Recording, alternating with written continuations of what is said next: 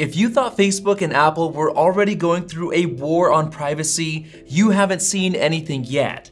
Because both Facebook and Apple are betting on a future where virtual reality headsets and augmented reality smart glasses will go mainstream. In fact, Facebook reported their earnings a couple of days ago, and in their earnings call, Mark Zuckerberg mentioned that Facebook would transition from being a social media company to a metaverse company. He even mentioned the word metaverse 20 times, which he defines as a virtual environment where you can be present with people in digital spaces, or even further, an embodied internet that you're inside of rather than just looking at. Remember the movie Ready Player One, where everyone puts on a VR headset and socializes within the Oasis? Yep, basically something like that, especially since Facebook has already announced Horizon, a massive multiplayer world that is meant to be just like the Oasis. So Facebook's metaverse goal is based on two different things: virtual reality headsets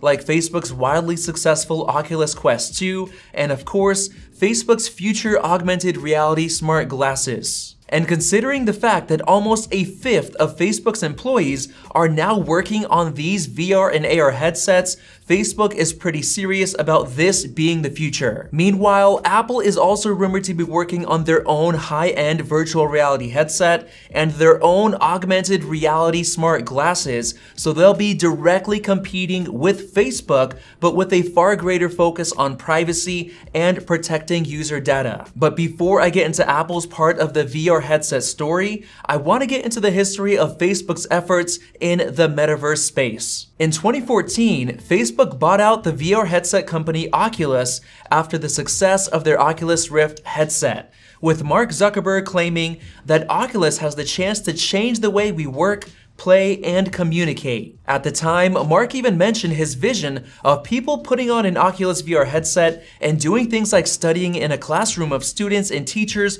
all over the world, or consulting a doctor face-to-face just by putting on goggles in your own home. But during the phase of the acquisition, Oculus fans and supporters were extremely upset about Facebook buying them out, even saying that they're done with Oculus because of the deal. So the founder of Oculus headed to Reddit and personally guaranteed that users would not need to log into their Facebook account every time they want to use their Oculus Rift. Well, unfortunately, in 2018, Facebook required users to link their Facebook and Oculus accounts together in order to access Oculus venues. And then just last year, Facebook began forcing Oculus owners to log into their Facebook account, basically breaking the initial promise that the founder of Oculus made. And going even deeper, back in 2014, he promised that they wouldn't track users, flash ads at them, or do anything invasive. Well, in 2019, Facebook announced that they will now track your VR data to make ads more relevant if you're logged into Facebook, which they now obviously require. And just to give you an idea of what they're tracking, here's all of the data that Facebook would capture about your VR use, also including your voice activities. Moving on, in June of this year, Oculus announced that they began to test in-headset VR advertisements, something that they promised they would not do. And if you're wondering why Facebook would do this, well, it turns out that according to Steam's hardware survey, Oculus VR headsets now make up over 60% of the total VR headset usage on Steam, with the most recent Oculus Quest 2 headset taking up a massive 31% alone, with by far the fastest growth of almost 1% over the past month. In fact, Facebook says that the Quest 2 has already outsold every previous Oculus headset combined, and it did it in its first 6 months of being on the market. And just by looking at this chart of top VR headset brand market share, it's pretty clear that Oculus has basically taken over the entire market since the launch of the Quest 2 in the fourth quarter of 2020. And this is what the market share looks like for the Quest 2 compared to the top competitors in the first quarter of 2021, with Oculus now selling a total of 4.6 million Quest 2 headsets as of July 14th, just 9 months after its launch. Now you're probably wondering, why is this new headset so popular? Well, the Quest 2 is a fully standalone headset that doesn't require a connected console or PC, and it also packs very impressive specs at the same time, and all of this comes at a mind-blowingly low price of only $299, which is so cheap that it doesn't make any sense at all. Well, maybe it does, because an analyst named Leo Jebby claims that the $299 price means that it's being sold at incredibly low or even loss-leading margins, which means that Facebook is likely selling it at a loss, similar to what Sony has done in the past with some of their PlayStation consoles, instead relying on game sales to make profits. So the million-dollar question is, why would Facebook sell the Oculus Quest 2 at a loss? Well, here's an explanation from Mark Zuckerberg himself. Facebook wants to offer these products at as low of a cost as possible in order to be able to get them out to everyone, which is basically what has already happened according to the Steam hardware survey results and the sales numbers.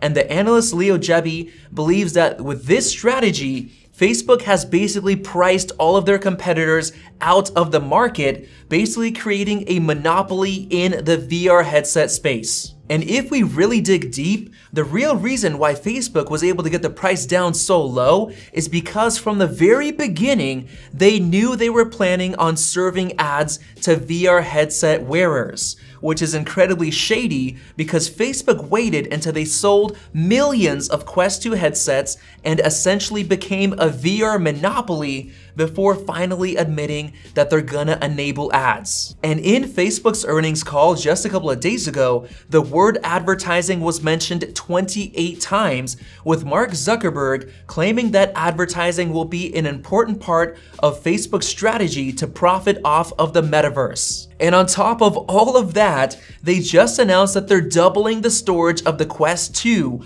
while keeping the same exact $299 price tag, basically making it impossible for any of their competitors to compete. And this is where we get into Apple's part of the story, a future competitor that will go a completely different route with their VR headset. As all of us know at this point, Apple has recently been battling Facebook on the issue of privacy, with the goal of keeping their customers' data as safe as possible, even allowing iPhone users to easily stop apps like Facebook from tracking their online activity. So if and when Apple releases a VR headset, we already know that it's going to be much more expensive because Apple won't be serving ads to their customers and Apple won't be collecting user data against their own will, which is definitely going to attract a lot of customers who care about privacy. And luckily for Apple, the Oculus Quest 2 was just recalled due to facial interface issues